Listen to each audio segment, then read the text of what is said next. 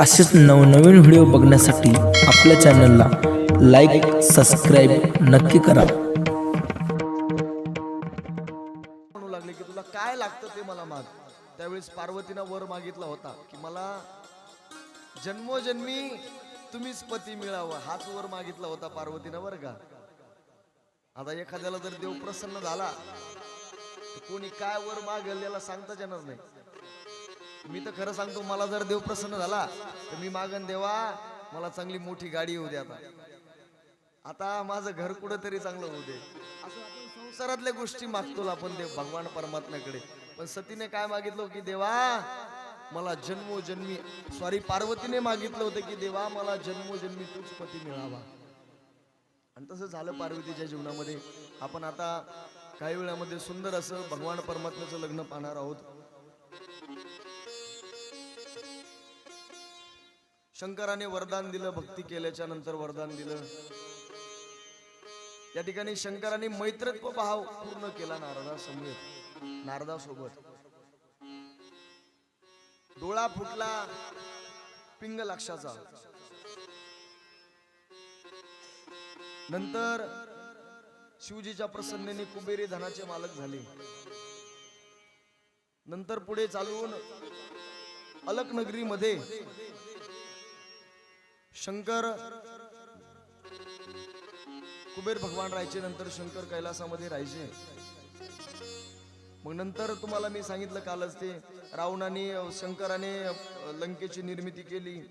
निर्मिती केल्याच्या नंतर वास्तुशांतीला रावणाला बोलवलं. रावणाने काय मागितलं, सगळी लंकाच दान मागितली, मला लंकाच द्या म्हणे. आणि शिव भोळा चक्रवर्ती, शिवजी एवढे भोळे आहेत, लगेच लंका देऊन टाकली. आपण आता त्यांचं शिवतांडवचं वर्णन या ठिकाणी आलेलं आहे. पण आता शिवतांडव गाण्याकरता एक महाराष्ट्रातील फार मोठे कीर्तनकार आपल्या गावामध्ये, ज्यांचं दरवर्षी कीर्तन असतं. शिवतांडव म्हटलं की त्यांचं नाव येतं. तुम्ही त्यांचं महाशिवरात्रीच्या दिवशी कीर्तन ऐकलं मेळामध्ये. माझे जिवलग मित्र संदीपजी महाराज खंडागळे हे येणार आहेत. म्हटलं आपण गाण्यापेक्षा ज्यांच्या आवाजाने शिवतांडव पूर्ण महाराष्ट्र ज्यांनी गहिवरून टाकला शिवतांडव गाण्याने, तेच आता येणार आहेत अर्धे एक घंट्यानी. म्हटलं तुम्हीच गा शिवतांडव आल्याच्या नंतर. आपण त्याला थोडं पेंटिंग मध्ये ठेवू शिवतांडव गाण्याकरता. रावणाने भगवान शिवाची स्तुती करण्याकरता शिवतांडव लिहिलं. शैल तुंग सम विशाल जटाजूट चंद्रभाल नंदकी तरंग लाल विमल झाल राजे. भगवान परमात्म्याची स्तुती करण्याकरिता ते शिवतांडव गायलं. भगवान परमात्मा प्रसन्न होण्याकरिता रावणाने ते शिवतांडव गायलं होतं. मग पुढे चालून नारदाने ब्रह्माला सतीविषयी विचारलं, सती काय करते आता. त्यावेळेस नारदाने ब्रह्माने सांगितले की सतीची तपश्चर्या त्या ठिकाणी चालू आहे. आता तिला पार्वतीला सतीला शिवदेव नवरा मिळावा याकरिता ती सुद्धा तपश्चर्या करत होती. आणि पार्वती सुद्धा तपश्चर्या करत होती.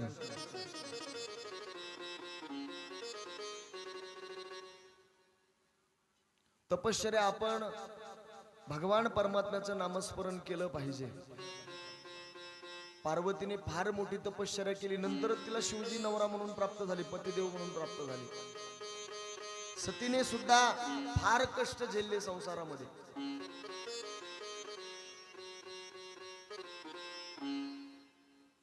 सतीला सुद्धा फार कष्ट झेलावं लागले संसारामध्ये. तेव्हा तिला कुठेतरी भगवान शिव प्रसन्न होऊन तिला पतिदेव मिळाले.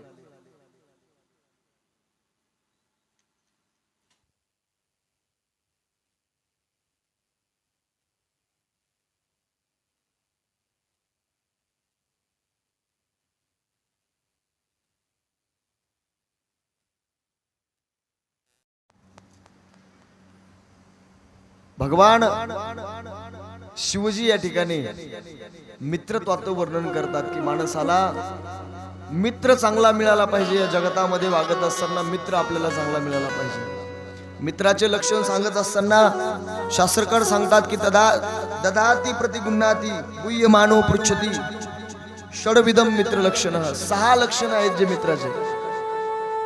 मित्राने आपल्या मित्राला सुखदुःखामध्ये कामं आलं पाहिजे, त्यालाच मित्र म्हणावं. मित्र असा असला पाहिजे माणसाला. अर्ध्या रात्री जरी कॉल केला, काही दुःखाची बातमी असेल, सुखाची बातमी असेल, की तो असं म्हणतात ना, दुःखात जरी धावू नाही, सुखात जरी मित्र आपला धावून नाही आला तर दुःखात एका क्षणात तो हजर झाला पाहिजे, त्याला मित्र म्हणावा. त्यात 1000 मित्र असतात माणसाला, पण एक सुद्धा कामाला येत नाही. भगवान शिवजी म्हणतात की मित्र कसा असावा, सखा कसा असावा. भगवान श्रीकृष्णाला जसा अर्जुन सखा होता ना, तसा मित्र असावा. पंढरीश पांडुरंग परमात्म्याला जसे नामदेवराय सखे होते, तसा मित्र असावा. दुःख अडवायला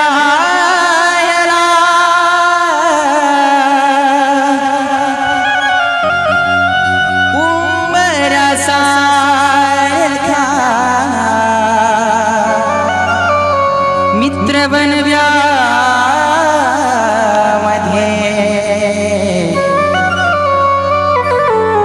गारव्या सारखा वाट चुकणार नाही जीवभर तुझी वाट चुकणार नाही जीवन तुझी एक तो मित्र कर आरसा सारखा मित्र बनव्या मध्ये गारव्या सारखा मित्र बनव्या मध्ये गारव्या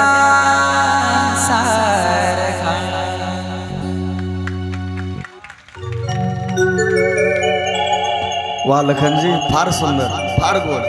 असं वाटत होतं की तुम्ही गावं आणि आम्ही ऐकतच राहावं. मित्र कसा असावा, तर मित्र वनव्यामध्ये गारव्या सारखा. आपली जर वाट चुकलेली असेल, आपण जर वाईट मार्गाला चाललो असेल ना, तर मित्राने आपल्याला साथ दिली पाहिजे. बाबा तू वाईट कर्म करू नकोस, चांगल्या कर्माकडे. मित्र कसा असावा, तर भगवान श्रीकृष्णासारखा असावा. सुदामाला काय दिलं भगवान श्रीकृष्णाने? सोन्याची नगरी दिली. तसा मित्र असावा. मित्र कसा असावा, तर अर्जुनाप्रमाणे असावा. सर्व इच्छा पूर्ण करणारा मित्र असावा. मित्र कसा असावा, मित्र कसा असावा, जसा पंढरीश पांडुरंग परमात्म्याला नामदेवराय होते, तसा मित्र असावा. नाही तर 1000 मित्र काय म्हणतात ना, ते एक नाही कामाचं धडीभरची द्या. काहीतरी आहे बा मन, मला काय त्या जुन्या म्हणी माहित नाहीत, काहीतरी मन आहे, ते एक सुद्धा कामाला येत नाही.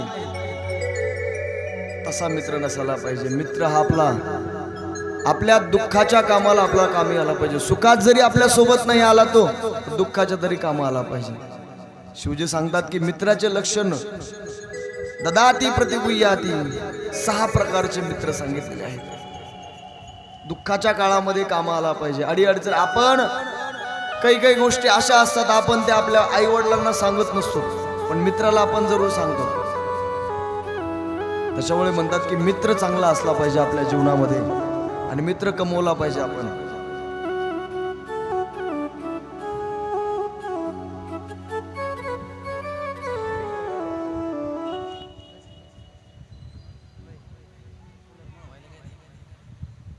मित्र माणसाने जीवनामध्ये चांगला कमवला पाहिजे.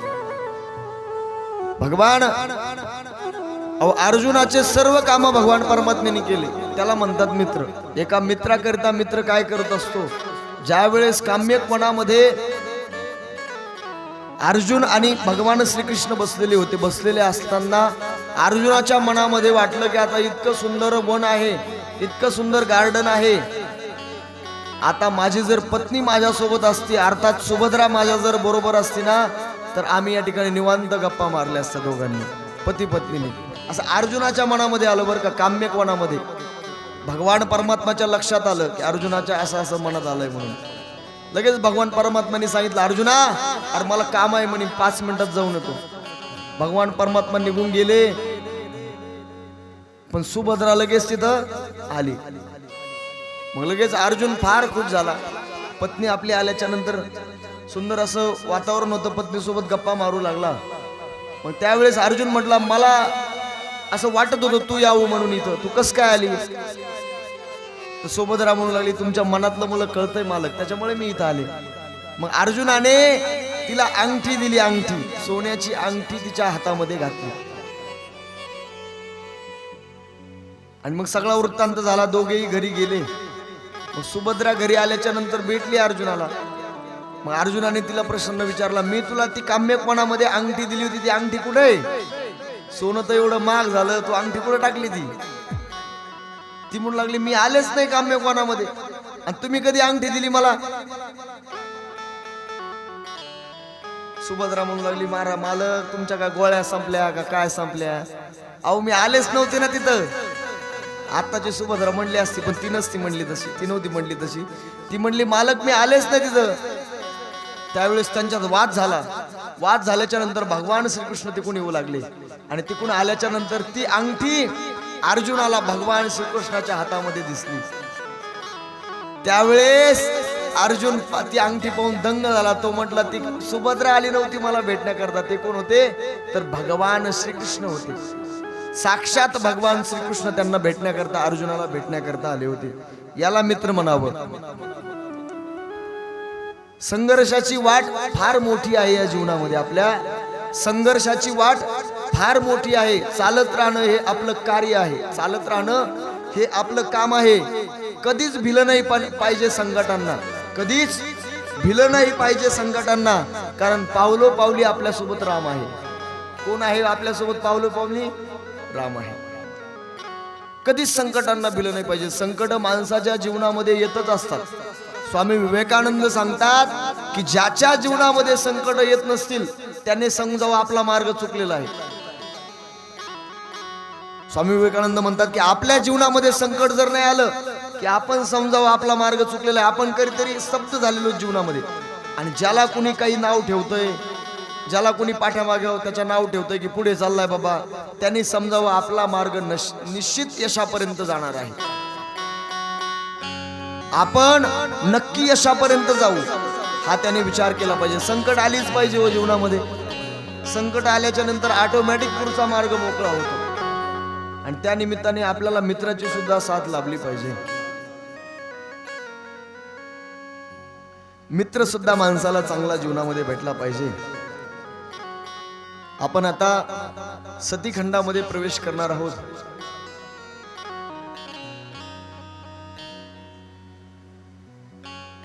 सती भगवान शिवजींची पत्नी होती, सर्वांना ज्ञात आहे.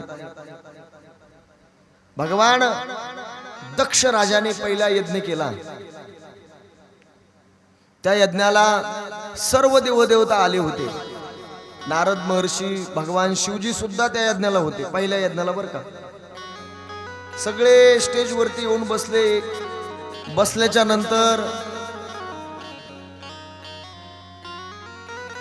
दक्ष राजाला थोडा यायला फार उशीर झाला. दक्ष फार उशिरा आला. मग दक्ष ज्या वेळेस स्टेज कडे येत होता त्यावेळेस सगळे राजे उठून बसले. ब्रह्मदेव, विष्णू सगळे उठले, पण शिवजी काय उठले नाही. शिवजी उठले नाही म्हणून दक्षाला फार राग आला. दक्षाने ज्यावेळेस दक्षाकडे माईक दिला बोलायला त्यावेळेस दक्षाने काहीच नाही बोलला. दक्ष राजा फक्त जावयाकडे बोट ठेवून बोलू लागला, माझा जावई आहे म्हणे, पण काय त्याला अकलीचा भाग नाही. आता तुम्ही म्हणता ना आम्ही तर जावयाचा लय मान करतो महाराज. नाकाचा मोती ठेवी गहाण आणि पूर्वी जावयाचा मान. दुपारी आम्ही जेवायला गेलो होतो, ते यजमानाकडे जेवायला गेलो होतो आपल्याच गावामध्ये आम्ही. ते म्हटले महाराज माझा सासरवाडीला एवढा मान आहे म्हणे, जेवायला गेल्यानंतर मी असा समोर बसतो म्हणे जेवायला आणि सासूबाई गरम गरम पोळी आणून देते म्हणे मला. आणि जावयाला सासरे चिडू लागले, जावयाला नाव ठेवू लागले. अहो जावई आपल्या घरी यायचा म्हटला की सासूबाईला असं कधी जावई येतील आणि कधी त्यांना काय करू जेवायला असं होतं. कधी जावई येतील आणि कधी आपल्या मुलीला विचारतात काही काही सासा फोन करून, काय आवडतं तुझ्या नवऱ्याला? मी बनवते ते, सांग लवकर, सांग लवकर काय आवडतं तुझ्या नवऱ्याला. असाच एक जावई सासरवाडीला गेला होता आणि मुक्कामाला होता तो. त्याच्या पत्नीनं त्याला सांगितलं सासूला की माझ्या नवऱ्याला बासुंदी फार आवडते. म्हणजे काय आवडतं माझ्या नवऱ्याला? बासुंदी फार आवडते. मग ती आता सासूच होती, तिनं सकाळी 4 वाजल्यापासून बासुंदी घोटत राहिली होती. आता घट होईल, नंतर घट होईल. जावयासोबत 2-3 माणसं होते, ते झोपलेली होती. पण जावई तितक्यात नेमकं उठला, पहा सकाळीच उठला, 5-5:30च्या सुमारास उठला. हिवाळ्याचा दिवस होता आणि सासूबाईला सर्दी झालेली होती, फुल सासूबाईला सर्दी झालेली होती. अहो ती बासुंदी घोटत होती सासूबाई चुली त्यावर, त्या तेव्हा काय गॅस वगैरे काही नव्हता. सासूबाई बासुंदी घोटत होती आणि सासूबाईला काय झालेलं होतं पोरांनो? सर्दी, फुल सर्दी झालेली होती सासूबाईला. सासूबाई बासुंदी घोटू लागली. घोटता घोटता घोटता सासूबाईच्या दोन्ही नाकामधून काय येत होतं बाहेर. पण सासूबाई त्यांना वर उडीत होत्या सासूबाई. 4-5 वेळेस असं झालं पहा. पण एकदा असा प्रसंग आला, सासूबाईला रेटला नाही, नाकातून सगळा शेंबूड त्या बासुंदीमध्ये पडला. आणि ते पाहिलं कोणी? जावयाने. दुपारी जेवणाकरता पंगत बसली आणि पंगत बसल्याच्या नंतर जे जावयासोबतचे माणसं होते ते लय बासुंदी पिऊ लागले. एक वाटी झाली की लगे दुसरी वाटी, दुसरी वाटी झाली की लगे तिसरी वाटी. बासुंदी पेता पेता बासुंदी संपत आली, तरी सुद्धा जावई वाटीला हात लावाना. तो म्हणे मामी मला बासुंदी आवडतच नाही. मामी म्हणू लागल्या जावई बापू माझ्याकडून काही चुकलं का? ते म्हणे नाही नाही मामी तुमच्याकडून नाही काही चुकलं. मग सासरे बापून काही चुकलं का? ते म्हणे नाही तुमच्याकडनं काहीच चुकलं नाही, पण मला बासुंदी खायची नाही. महाराज सगळ्या गावात पसरलं, आमच्या जावयाला बासुंदी केली, बासुंदी खाल्ली नाही. मग भावकीतले लोक म्हणे जावयाला अंगठी करा, अंगठी करा. ते म्हणे जाऊ द्या जावई बापू, सोनं लय महाग आहे. सध्याच्या स्थितीत 1,50,000 सोनं चालू आहे, पण तुम्हाला एक तोळ्याची आम्ही अंगठी करतो बासुंदी. आता तरी बासुंदी तुम्ही घ्या. त्यावेळेस जावई म्हणू लागला की मला बासुंदी आवडतच नाही, खाल्लीच नाही जावयाने बासुंदी. एवढा सासूबाई आपल्या जावयामध्ये फार आल्याच्या नंतर जीव लावतात. पण इथं उलट झालं. दक्ष राजा नाव ठेवू लागला, माझा जावई आहे म्हणे मशानात राहतो, मशानात राहतो, अंगाला सगळी राख लावून घेतो, माझ्या मुलीकडे लक्ष देत नाही.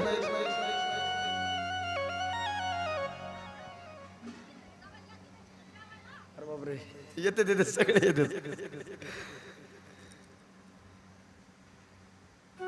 तसं म्हटल्याच्या नंतर शिवजी त्या ठिकाणी यज्ञ संपला, सगळे गेले. पण शिवजीच्या मनामध्ये दक्ष राजाला रागच होता. शिवजीचा काय राग होता की आपण आलो, सगळे देवदेवता उठले होते, ब्रह्मदेव आणि शिवजीच उठले नव्हते. फक्त का उठले नसतील? ब्रह्मदेव जाऊ द्या, ब्रह्मदेव तर माझे गुरु आहेत, ते नाही उठले तरी चालेल. गुरु आहेत माझे, ते वडिलांसमान आहेत, ते नाही उठले तरी चालतील. पण जावयाने उठायला पाहिजे होतं. जावई कसा आहे? माझ्यापेक्षा लहान आहे आणि माझ्या मुलाप्रमाणे आहे. जावई सासऱ्याच्या कुणाप्रमाणे असतो? मुलाप्रमाणे असतो. मग दक्ष राजाला जावयाचा फार राग आलेला होता. दक्षाच्या मनामध्ये सहज होता की एकदा तरी जावयाचा अपमान आपल्याला करायचाच आहे.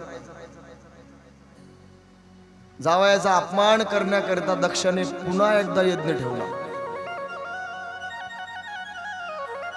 त्या यज्ञामध्ये फार आहुती देण्याचं काम, भरपूर त्या ठिकाणी ब्राह्मण होते. सगळे ऋषी, शुक, सनकादिक, इंद्रदेव, महेंद्र, ब्रह्मदेव, विष्णू, जेवढे देव आहेत त्यांना सगळ्यांना आमंत्रित केलं.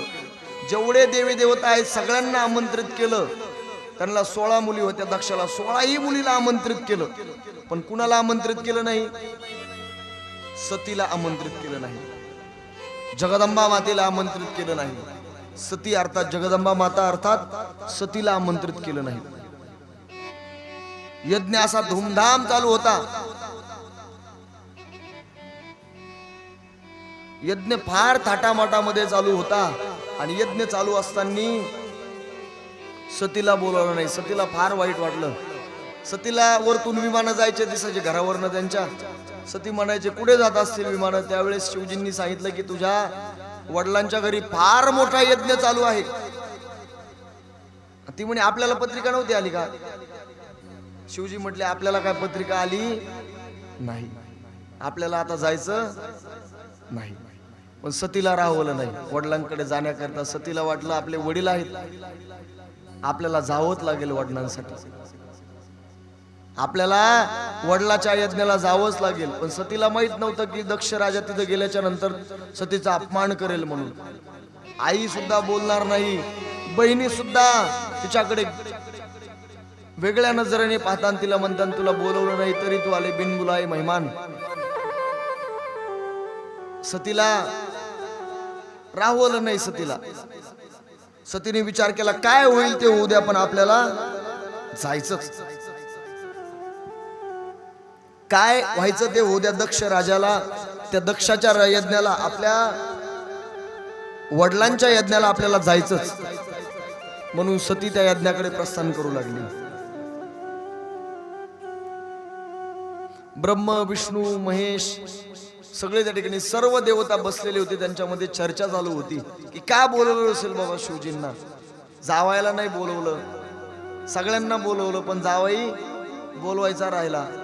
सगळ्यांमध्ये चर्चा चालू होती. पण तितक्यात सती तिथं गेली. सती गेल्याच्या नंतर तिला अडवलं लोकांनी तिकडच. सती पुढे पुढे चालत राहिली, यज्ञ मंडपामध्ये आली. वडिलांनी तिच्याकडे पाहिलं. वडील तुला नाव ठेवू लागले. अरे तुला बोलवलं नाही, का आलीस तू इथं. तुझा नवरा तो मशानात राहतो, राख अंगाला लावतो, गळ्यामध्ये साप घेतो, आणि तुला बोलवलं नव्हतं आम्ही. तुम्ही का आली इथंच, तू का आलीस तू यज्ञाला. बहिणी तिच्याकडे पाहू लागल्या. हिला बोलवलं नाही तरी आली. हिला आपण बोलवलं नाही लग्नाला यज्ञाला तरी पण ही यज्ञाकरिता नाही आली. सतीला फार वाईट वाटू लागलं. आपल्या आईकडे पाहिलं. आपली आई तरी बोलेल, आई सुद्धा बोलत नव्हती. आईला फार बोलावं असं वाटत होतं, पण दक्ष राजा फार रागीत होते, तापलेले होते. दक्षामुळे ती थोडं सुद्धा आपल्या आईला बोलत नव्हती.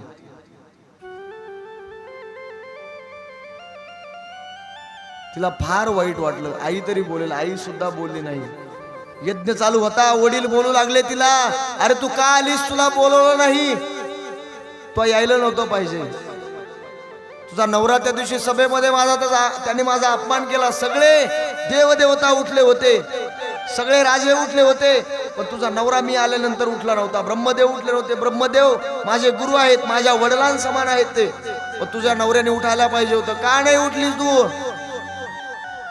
त्यावेळेस शिवजीला सतीला फार राग आला. यज्ञ चालू होता, ब्राह्मण देवता आहुती देत होते यज्ञामध्ये, आणि सतीला फार राग आला. सतीला राग अनावर झाला नाही. सतीने तितक्यात त्या यज्ञ मंडपामध्ये उडी मारली. यज्ञ मंडपामध्ये उडी मारल्याच्या नंतर सती जळू लागली. सगळ्या देवदेवतामध्ये सगळ्यांमध्ये बातमी पसरली. दक्षाने यज्ञ केला, यज्ञाला सतीला नाही बोलवलं म्हणून सतीने त्या यज्ञात उडी खाल्ली आणि सती त्या ठिकाणी भस्म. भगवान शिवाला सुद्धा ही माहित झालं की आपल्या लाडक्या सतीने यज्ञामध्ये उडी खाल्ली. भगवान शिवजीला सुद्धा राग अनावर झाला नाही. भगवान शिवजी सुद्धा कैलास पर्वत सोडून यज्ञ मंडपामध्ये आले. दक्ष राजाच्या राज्यामध्ये आले. यज्ञ मंडपामध्ये आल्याच्या नंतर आपल्या सतीचा विरह सहन होत नव्हता भगवान शिवाला. भगवान शिवजीने दक्षाला श्राप दिला, जाय दक्षा, तुला बोकडाचं मुंडकं लागेल म्हणून. दक्षा, तुला बोकडाचं मुंडकं लागेल. माझ्या सतीचा तू विनाश केलास. माझ्या सतीला तू यज्ञ मंडपामध्ये यज्ञामध्ये आहुती देण्याकरता भाग पाडलास. माझ्या सतीला तू यज्ञ मंडपामध्ये अग्नीमध्ये प्रवेश करण्यास भाग पाडलं. जा दक्षा, तुझं मुंडकं हे शिरछेद होईल आणि तुला बोकडाचं मुंडकं लागेल. शिवजीने श्राप दिल्याच्या नंतर सर्व देवदेवता भगवान शिवजींची प्रसन्नता करू लागले. शिवजीला मागे मागू लागले, शिवजी दक्षाला माफ करा, दक्षाकडून काही चुकी झाली असेल दक्षाला माफ करा, दक्षाकडून काही चुकी झाली दक्षाला माफ करा. भगवान शिवजीला फार विरह सहन नाही झाला सतीचा. सती जाण्याचा विरह भगवान शिवजीला सहन होत नव्हता. सती गेली, भगवान परमात्म्याची पत्नी गेली. फार भगवान परमात्म्याला आपल्या सतीचा, आपल्या लाडक्या पत्नीचा विरह सहन होत नव्हता. भगवान सतीला गेल्याच्या नंतर शिवजींना तो विरह सहन होत नव्हता. भगवान शिवजी नुसते सैरा वैरा इकडे तिकडे धावत होते. सैरा वैरा धावत असताना त्यांना वाटायचं, सगळ्या देवदेवतांना वाटायचं आता जर असं झालं तर कसं व्हायचं. शिवजींचं लग्न होणार आहे, आणखी तारकासुराचा उद्धार होणार आहे, आणि आता शिवजी जर असे सैरा वैरा धावत असले तर कसं होईल. तारकासुराने फार तपश्चर्या केली ब्रह्मदेवाची. शिवजी म्हणायचे आता मी काय याच्या नंतर लग्न करणार नाही,